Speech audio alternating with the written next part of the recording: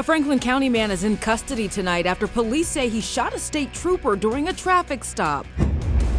Our country is prepared for any circumstance. President Trump announces the first death from the coronavirus here in the United States as even more travel restrictions are put into place.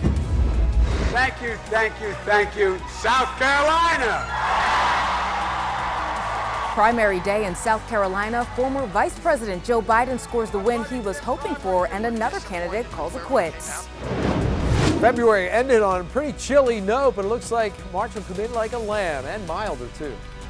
Coverage you can count on continues. This is WGAL News 8 at 11. Good evening, I'm Danielle Woods. Our top story tonight is the shooting early this morning in Franklin County that wounded a state trooper. News 8's Susan Shapiro has the details from Guilford Township.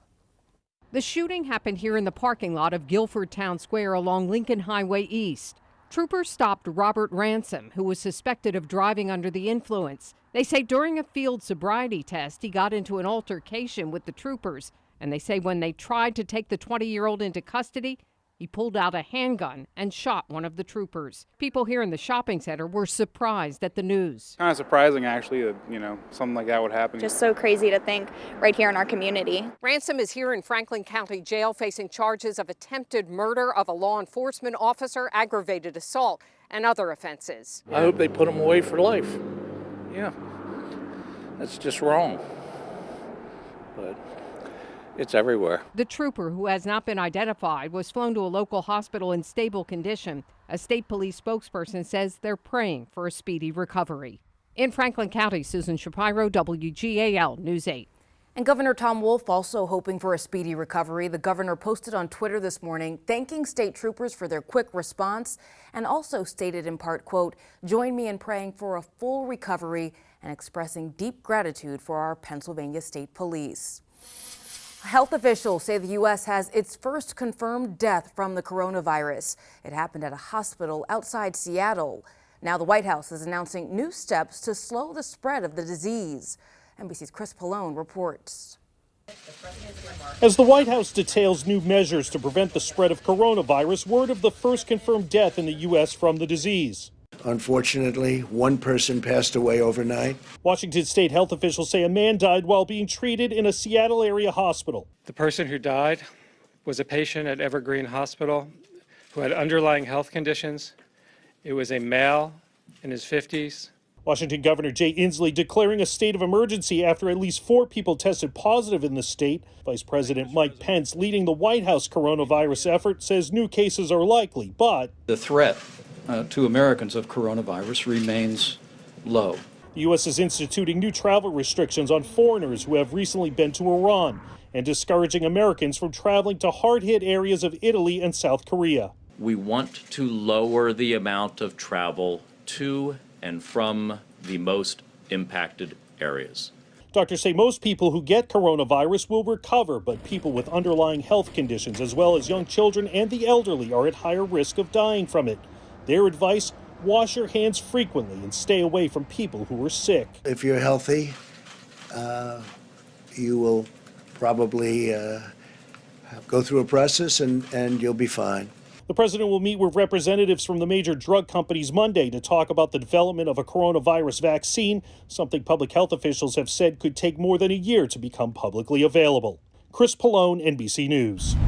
New tonight in West Hempfield Township, Lancaster County, a pickup truck crashed through the side of a garage this evening at the corner of KO Avenue and Dustin Drive. The truck hit a parked car in the garage. Emergency dispatchers say no injuries are reported. No word if anyone was home at the time. Collapse teams are investigating the damage to the garage. In Cumberland County, a house fire remains under investigation tonight. Crews were called to the 5,000 block of Deerfield Avenue in Hampton Township just before 5 last night. And you can see that fire caused a significant amount of damage to the home. The Red Cross says it helped 2 adults and 1 child. No word yet on what may have started the fire. Police in New Holland, Lancaster County arrested a woman in connection with an early morning stabbing. Officers were called to the 500 block of East Main Street just before 4:30 this morning for an assault. They say they found a man who was stabbed multiple times. He was taken to the hospital, and police arrested 46-year-old Kayana Brown, She's charged with aggravated assault. Also in Lancaster County, emergency dispatchers say a tractor-trailer crashed into an SUV parked on the side of Route 222 just after midnight near Oregon Pike. That crash shut down part of the highway for a couple hours as crews cleaned up the mess. Westboro fire officials tell us the tractor-trailer driver was taken to the hospital with minor injuries. No one was in the SUV. Commitment 2020 coverage. Joe Biden is the winner of today's Democratic primary in South Carolina. And just in, billionaire climate activist Tom Steyer announced he's dropping out of the race. Now, former Vice President Biden is now second in delegates to Bernie Sanders, heading into Super Tuesday. NBC's Jay Gray has the latest from Columbia, South Carolina. Decision day in South Carolina. I think it is very important. It's going to really send a message. The early message giving Joe Biden and his supporters a chance to cheer for the first time in what's been a rough campaign to this point. NBC declaring him the winner just minutes after the polls close. Biden predicting that outcome much earlier in the day. Because I tell you what, the full comeback starts in South Carolina and then goes here on Tuesday. I mean it. Super Tuesday, 3 days out now. Many of the Democrats, even before the polls close in the Palmetto State, Hello, Arkansas! turning their attention to the 14-state delegate bonanza. I am asking you to help me defy those odds.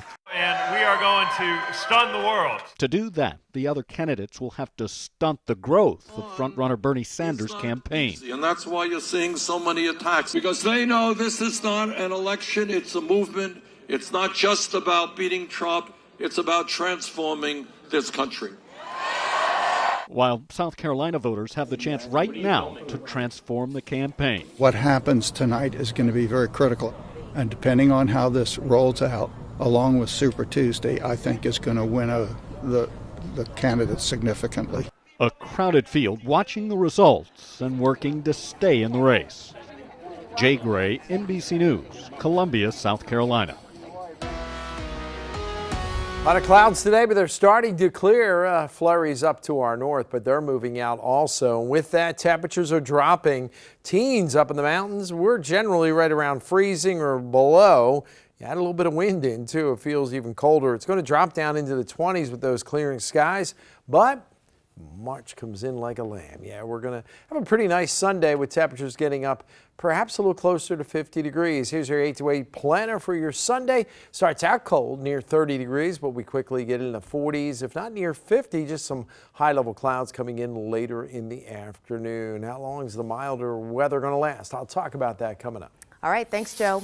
Well, today is Leap Day, and a set of triplets born on this day in 1996 made their way to Penn State Children's Hospital to meet with the healthcare providers who helped them 24 years ago. The Schneck triplets, Emily, Beth, and Mackenzie, also got a chance to have a sneak peek of the hospital's new state-of-the-art care spaces for families with multiple births. It's really going to be a comfortable setting where we can meet, I hope, everyone's birth plan and birth expectation. We can give them what they want, but we also can provide them what they may need, either expected or unexpected. And those new care spaces are expected to open in November. It was a battle on the ice today in Dauphin County with some first responders going head-to-head in a friendly competition. It was all about giving back to those who served our country. Harrisburg's police officers and firefighters took part in an annual hockey tournament at Twin Ponds East today. The event raises money for the Puck Hog hockey program. Puck Hog stands for Players Using Competition, Helping Others Grow, and the program puts wounded veterans on the ice, giving them a chance to play hockey. The veterans get, as I mentioned, physical, mental, and emotional therapy out of it, and the community benefits from the veterans actually healing from battlefield wounds. And prior to the first responders game, there were games for the veterans, including sled hockey. Coming up on News 8 at 11, the U.S. and the Taliban sign a peace agreement, taking steps to end America's longest war. And as we head to break, let's take a live look outside over York. Joe has your full storm team forecast in just a couple of minutes.